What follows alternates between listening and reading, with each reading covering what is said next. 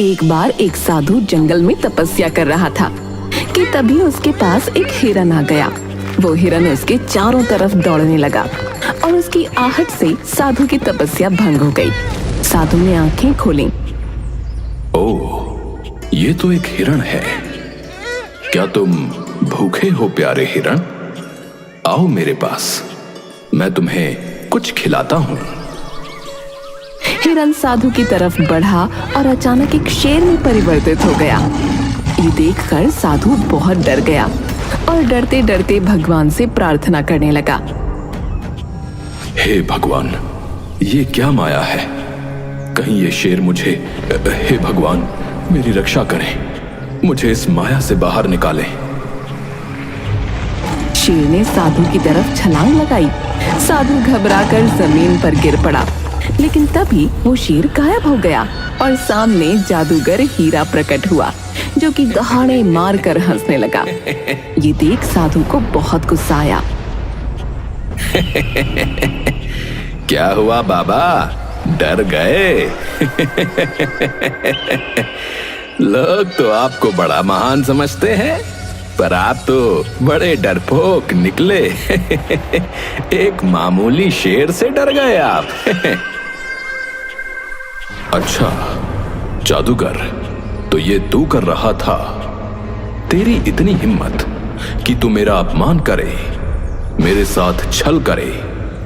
जा, मैं तुझे श्राप देता हूं कि तेरा परिवार तुझे भूल जाएगा। तू अब से अकेला रहेगा और अकेला ही भटकेगा। यही तेरे छल की सजा है। अपना ये फालतू श्राप अपने पास ही रखो बाबा। मैं किसी श्राप व्राप को नहीं मानता, और मेरा परिवार ऐसे कैसे मुझे भूल जाएगा। चलो मैं तो चला। जादूगर ने साधु की बात को बिल्कुल गंभीरता से नहीं लिया और वो अपने घर पहुंचा, पर वहां सचमुच उसकी पत्नी और बेटी ने उसे नहीं पहचाना। ये देख जादूगर परेशान होता हुआ भगवान से बोला। हे भगवान, मेरी पत्नी तो मुझे सचमुच भूल गई और घर में भी घुसने नहीं दे रही। इसका मतलब उस साधु का श्राप सच हो गया है। मुझे ये सब सही करने उसके पास ही जाना पड़ेगा। जादूगर वापस उस साधु के पास जाकर उसके पैरों में गिर गया और उससे बहुत माफी मांगी। बहुत देर माफी मांगने के बाद साधु ने उससे कहा, मैं अपना श्राप तो वापस नहीं ले सकता, लेकिन श्राप को तोड़ने का एक तरीका बता सकता हूं। तुमने मेरे साथ छल किया था, तो छल के विपरीत अब तुम्हें एक ऐसा व्यक्ति ढूंढना होगा जो इस राज्य में सबसे ज्यादा ईमानदार हो। जब वो व्यक्ति तुम्हारे बीवी बच्चों को बताएगा कि तुम उनके क्या हो, तब उन्हें सब याद आ जाएगा। बाबा इसमें तो काफी वक्त लग जाएगा। हाँ, लेकिन तुम कर्म करो, तुम्हें इसका फल जरूर मिलेगा। बस तुम जो भी करो उसे नेक दिल से करना। ये सुनकर जादूगर ने साधु को धन्यवाद कहा और सबसे ईमानदार व्यक्ति की खोज में निकल गया। दूसरी तरफ पड़ोस के गांव में एक सब्जी वाला रोहित अपनी बीमार मां के साथ एक छोटे से कच्चे मकान में रहता था। वो हमेशा ईमानदारी और मेहनत से काम करता था। भैया 1 किलो आलू दे दो। जी अभी देता हूँ। रोहित ने आलू तोले और ग्राहक को दिए। ग्राहक गलती से ज्यादा पैसे देकर चला गया, लेकिन रोहित तुरंत ही ग्राहक को आवाज देकर कहता है, भाई साहब, आपने ज्यादा पैसे दे दिए। ये लो आपके बाकी पैसे। अरे धन्यवाद भैया, तुम तो सच में बहुत ईमानदार हो। अब तक तो सिर्फ सुना था तुम्हारे बारे में, आज देख भी लिया भैया। अरे इसमें धन्यवाद कैसा, ये तो आपके ही पैसे हैं। रोहित इसी तरह ईमानदारी से अपना जीवन जी रहा था कि तभी उस गांव में जादूगर हीरा आ गया और उसने सबसे ईमानदार व्यक्ति की तलाश शुरू की। उसने गांव के कुछ लोगों से सवाल पूछने शुरू किए। नमस्कार। क्या आप मुझे इस गांव के सबसे ईमानदार व्यक्ति के बारे में बता सकते हैं? अरे, इस गांव में सबसे ईमानदार तो मैं ही हूँ। मैंने कभी किसी को धोखा नहीं दिया भाई। अच्छा, धन्यवाद। हीरा ने दूसरे व्यक्ति से पूछा तो वो बोला, मैं ही इस गांव का जो है सबसे ईमानदार व्यक्ति हूँ। हाँ, लोग मेरी सच्चाई की कसम खाते हैं भैया, कसम। हाँ, हर कोई खुद को सबसे ईमानदार बताने में लगा हुआ था। जादूगर हीरा को सही उत्तर नहीं मिल पा रहा था। आखिरकार वो रोहित के पास पहुंचा। नमस्ते। क्या आप मुझे इस गांव के सबसे ईमानदार व्यक्ति का पता दे सकते हैं? नमस्ते भैया। देखिए, इस गांव में सभी लोग ईमानदार हैं, लेकिन एक बात कही जाती है ना कि ईमानदार वही है जिसे बेईमानी का मौका नहीं मिला। इसलिए अंदर की सच्चाई तो भगवान ही जानता है। रोहित का ये उत्तर सुनकर जादूगर हीरा सोच में पड़ गया। ये तो बिल्कुल सही बात कह रहा है। असली ईमानदारी का पता तब चलता है जब किसी को बेईमानी का मौका मिले और वो फिर भी सच्चाई का साथ दे। मुझे इन लोगों की ईमानदारी की परीक्षा लेनी होगी। जादूगर हीरा ने उन लोगों की परीक्षा लेने के लिए रात के अंधेरे में अपने जादू से गांव के बीचों बीच एक जादुई पेड़ बनाया। अगली सुबह जब गांव वालों ने उस पेड़ को देखा तो वो हैरान रह गए। अरे, ये पेड़ तो यहाँ कल रात तक नहीं था। ये कैसे आ गया भैया? ये पेड़ तो बड़ा ही अजीब सा लग रहा है कि नहीं? सुनो गांव वालों, मैं एक जादुई पेड़ हूँ।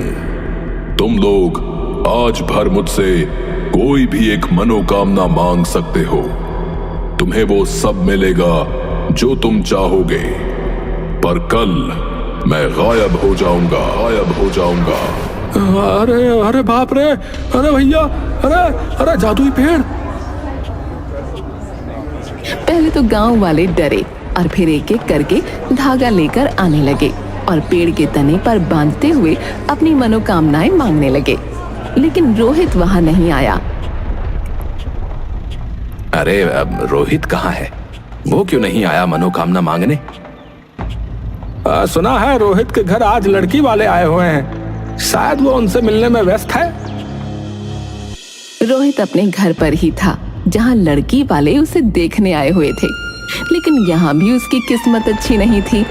माफ करिएगा बहन जी, पर मैं ऐसे घर में रिश्ता नहीं कर सकती जहाँ सिर्फ 2 सदस्य हों और उसमें भी एक बीमार हो और ऊपर से आपका बेटा गरीब भी है। इसलिए आप हमें माफ करें। अरे, ये आप क्या बात कर रही हैं? मेरा बेटा बहुत संस्कारी और ईमानदार है। ये तो देखिए, संस्कारों से घर नहीं चलते। ये बोलकर लड़की वाले चले जाते हैं और रोहित का दिल टूट जाता है। मुझे माफ कर दे मेरे बच्चे, मेरे चक्कर में तेरी शादी भी नहीं हो पा रही। इससे अच्छा तो भगवान मुझे उठा ले। अरे माँ, कैसी बातें कर रही हो? शुभ शुभ बोलो। अरे रोहित, तुम्हारे जीवन में इतने कष्ट हैं तो तुम जादुई पेड़ पर मनोकामना मांगने क्यों नहीं गए? तुम कौन हो भैया? तुम्हारा शुभ चिंतक हूं। चलो चलकर मनोकामना मांगो।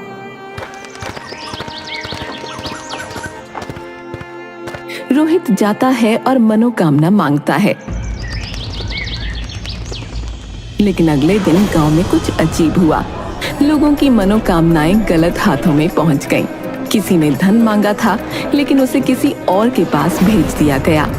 किसी ने सोना मांगा था, लेकिन वो किसी और को मिल गया। ये क्या हो रहा है भैया? मैंने तो धन मांगा था, लेकिन मेरे पास तो किसी और की चीज आ गई। हाँ, मेरे पास भी कोई अजीब सी चीज आ गई है जो मैंने नहीं मांगी थी। रोहित के पास भी एक हीरों का हार पहुंचा, जबकि उसने तो अपनी माँ की सेहत मांगी थी। वो तुरंत बाहर निकला और आवाज लगाई। ये हीरो का हार किसने मांगा था? ये मेरे पास आ गया है। मैंने हीरो का हार मांगा था, ये मेरा है। रोहित ने बिना किसी झिझक के वो हीरो का हार उस व्यक्ति को दे दिया। ऐसा करते ही उसकी माँ की सेहत ठीक हो गई। ये देखकर जादूगर हीरा को यकीन हो गया कि रोहित ही सबसे ईमानदार व्यक्ति है। लेकिन तभी और लोग भी बाहर आने लगे जो अपनी चीजें वापस कर रहे थे। अरे मेरे पास ये सोने की ईंट आ गई भैया, ये जिसकी भी है वो ले लो। अरे हाँ, ये मैंने मांगी थी। मेरे पास ये मोतियों से भरा हुआ संदूक आ गया है, ये किसका है? ये मेरा है, लाओ मुझे दे दो। बाकी लोगों को भी अपनी चीजें वापस करते देख जादूगर हीरा परेशान हो गया।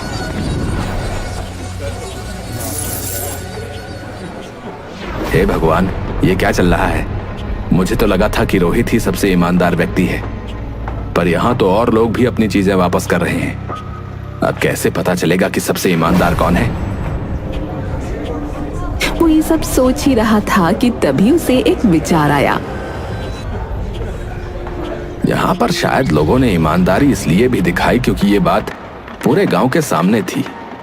अब मुझे कुछ ऐसा करना पड़ेगा जो अकेले उनके लिए हो, तब पता चलेगा कि ईमानदार कौन है। ईमानदारी की असली परीक्षा अकेले में ही होती है। ये सोचकर जादूगर हीरा उन सभी लोगों के घर पर एक जादू करता है जिन्होंने अपना सामान लौटाया था। उन लोगों के घरों के आंगन की जमीन हिलने लगी और अचानक वहां से मिट्टी हटने लगी। अरे मुझे बाहर निकालो, अरे मुझे बाहर निकालो भैया। ये क्या हो रहा है? ये कैसी आवाज है? बेटा, हमारे आंगन में जरूर कोई खजाना है। मैंने अपने बड़े बूढ़ों से सुना है कि खजाना ही ऐसे आवाज देता है। ये आप क्या बोल रही हो माँ? अरे मैं सच कह रही हूँ, चाहे तो तू खुदाई करके देख ले। बाकी लोगों के घर भी यही हो रहा था। वो सब लोग खुदाई करते हैं और खजाना निकल आता है। खजाने को देखकर सबकी आंखें चौंधी आ गईं। हे भगवान, तेरा बहुत बहुत धन्यवाद है, मैं तो अमीर हो गया है। अरे बाप रे, इतना बड़ा खजाना! देखा, मैंने क्या कहा था। ये तो सचमुच खजाना है, लेकिन मैं इसको नहीं रख सकता। जमीन में निकले खजाने का हक राज्य का होता है। मैं इसे राज्य को वापस कर दूंगा। अरे तू पागल हो गया है क्या? ऐसा मत कर। इस खजाने की मदद से तेरी शादी हो सकती है। नहीं माँ, मैं जो करूंगा मेहनत और ईमानदारी से करूंगा, ऐसे नहीं। रोहित वो खजाना लेकर घर से निकला और राज्य को वापस कर दिया। ये देखकर जादूगर हीरा को यकीन हो गया कि सबसे ईमानदार व्यक्ति वही है, क्योंकि और किसी ने खजाना वापस न किया था। फिर वो रोहित के पास पहुंचा और उसे पूरी बात बताई। मैंने उस साधु के साथ बहुत बुरा किया, इसलिए उन्होंने मुझे श्राप दे दिया। और इस श्राप को तोड़ने का सिर्फ एक ही तरीका है कि इस राज्य का सबसे ईमानदार व्यक्ति मेरी पत्नी और बच्चे को मेरे बारे में बताए। इसीलिए मैं तुम्हारे पास आया हूँ, क्योंकि तुम ही इस राज्य के सबसे ईमानदार व्यक्ति हो। पर मैं कैसे? मेरी इतनी सी बात मान लो, बदले में मैं तुम्हारा जीवन बदल दूंगा। तुम्हें धनी बना दूंगा, जिससे तुम्हारी शादी भी आसानी से हो जाएगी। नहीं, इसकी जरूरत नहीं है। मैं तुम्हारा काम कर दूंगा। मुझे कोई रिश्वत नहीं चाहिए। रोहित जादूगर हीरा के परिवार के पास गया।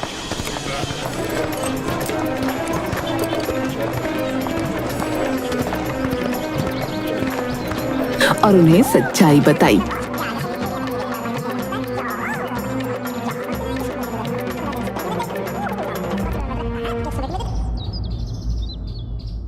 बहन जी, ये आपके पति जादूगर हीरा हैं। इन्हें एक साधु के द्वारा शाप लगा था, जिस कारण आप इन्हें भूल गई थी। रोहित के मुंह से ये सुनकर जादूगर हीरा की पत्नी और बच्चे को सब कुछ याद आ गया। अरे हाँ, मुझे सब याद आ गया। हीरा, तुम कहाँ थे इतने दिनों से? पिताजी, आप कहाँ चले गए थे? जादूगर हीरा ये देखकर खुशी से रोने लगा और उसने उन्हें पूरी बात बताई। धन्यवाद रोहित, तुम्हारी मदद से मेरा परिवार मुझे फिर से पहचान गया। मैं तुम्हारी मदद करना चाहता हूं, कृपया मुझे करने दो। नहीं, मैंने तुमसे पहले ही कहा था ना, मुझे कोई रिश्वत नहीं चाहिए। तुम्हें कसम है कि तुम मेरे लिए कोई जादू नहीं करोगे। ये बोलकर रोहित वहां से जाने लगा, लेकिन तभी उसकी ईमानदारी से प्रभावित होकर जादूगर हीरा की पत्नी ने कहा, रोहित, आपकी शादी हो गई है क्या? जी नहीं। तो क्या आप मेरी बहन से शादी करेंगे? आप जैसे ईमानदार व्यक्ति से शादी करके मेरी बहन धन्य हो जाएगी। रोहित ये सुनकर हैरान रह गया और उसने हाँ कर दी। और कुछ इस तरह रोहित की ईमानदारी ने उसे न सिर्फ गांव में सम्मान दिलाया, बल्कि एक अच्छा जीवन साथी भी। जादूगर हीरा और उसका परिवार भी फिर से खुशहाल जीवन जीने लगा और रोहित ने अपनी सच्चाई और मेहनत से एक नई शुरुआत की।